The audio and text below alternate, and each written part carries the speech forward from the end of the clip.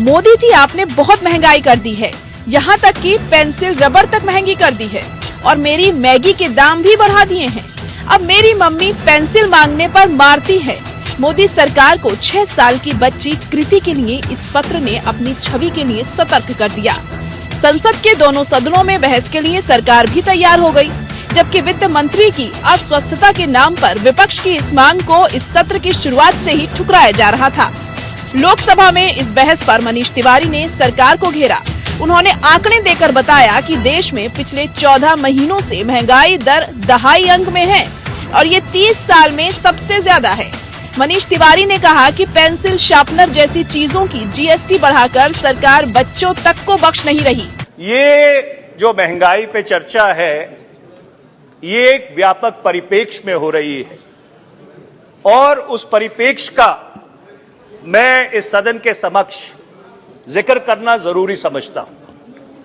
अध्यक्ष जी, 5 मूलभूत आधार के ऊपर कोई भी अर्थव्यवस्था खड़ी होती है। सबसे पहला बचत, दूसरा निवेश, तीसरा उत्पादन, चौथा खपत और 5वां रोजगार। अंग्रेजी में से कहते हैं savings, investment, production, consumption and employment. Manish Tiwari ने कहा कि भले ही सरकार ने अपना बजट सुधारा हो, लेकिन हर घर का बजट बिगाड़ कर रख दिया है। सरकार अपना खजाना भरती रही और जनता की जेब खाली करती रही। इस पर वित्त मंत्री निर्मला सीतारमण ने जवाबी हमला बोला।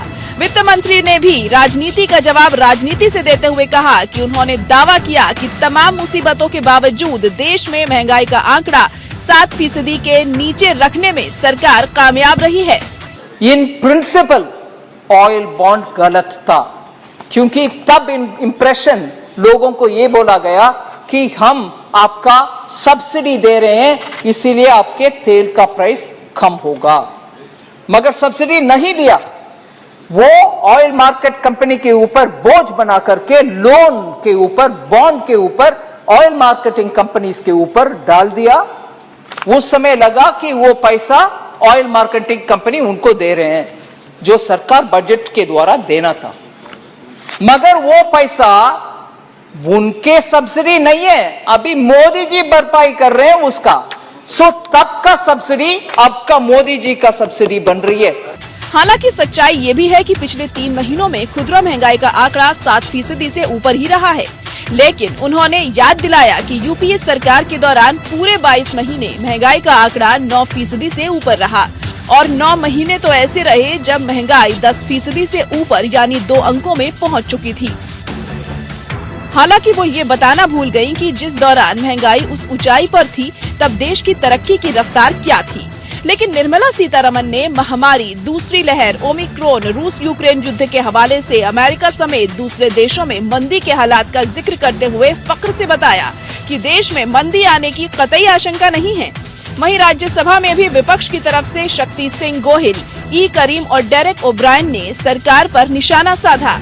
महंगाई का जिक्र करते हुए कांग्रेस सांसद गोहिल ने रावण और कंस के साथ ही अंग्रेजों का भी जिक्र किया। वहीं बीजेपी सांसद प्रकाश जावड़ेकर ने सरकार का बचाव किया। जावड़ेकर ने मोदी सरकार की कल्याणकारी योजनाओं का हवाला दिया। बीजेपी सांसद जयंत सिन्हा ने तो पिछले दिन हुई बहस में कहा था कि विपक्ष को तलाशने पर भी महंगाई नहीं मिल रही, क्योंकि देश में महंगाई है ही नहीं।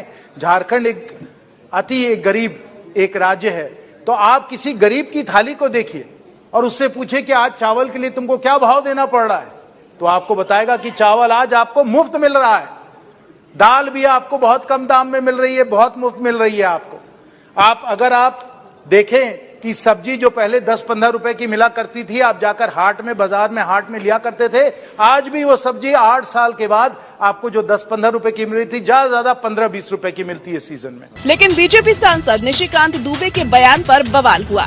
उन्होंने 80 करोड़ लोगों को फ्री फंड में खाना देने के लिए मोदी सरकार को धन्यवाद देने की बात कही। आज यूक्रेन वार के कारण, यूक्रेन और रसिया वार के कारण आपको आश्चर्य होगा स्पीकर महोदय कि यूक्रेन और रसिया इस दुनिया का 1/3 जो गेहूं है वो सप्लाई करता है। 75% जो सनफ्लावर ऑयल है वो यूक्रेन और रसिया सप्लाई करता है। क्या हमने यूक्रेन वार ला दिया?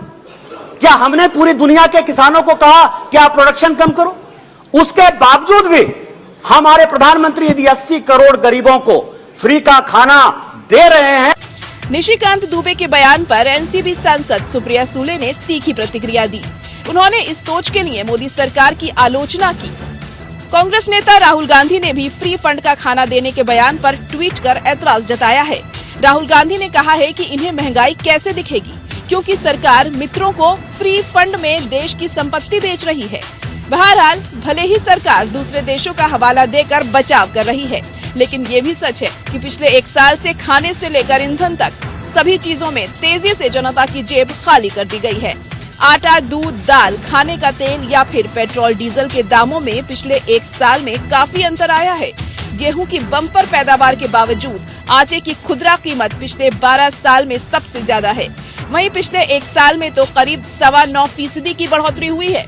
वहीं पिछले 1 साल में घरेलू गैस सिलेंडर के दाम दिल्ली में ही 200 रुपए से ज्यादा बढ़ चुके हैं। खाने का तेल, सब्जी, दूध तक आम आदमी की पहुंच से बाहर होने लगे हैं, जबकि देश की जनता को 8 साल बाद भी अच्छे दिन आने का इंतजार है। Bureau report, APN।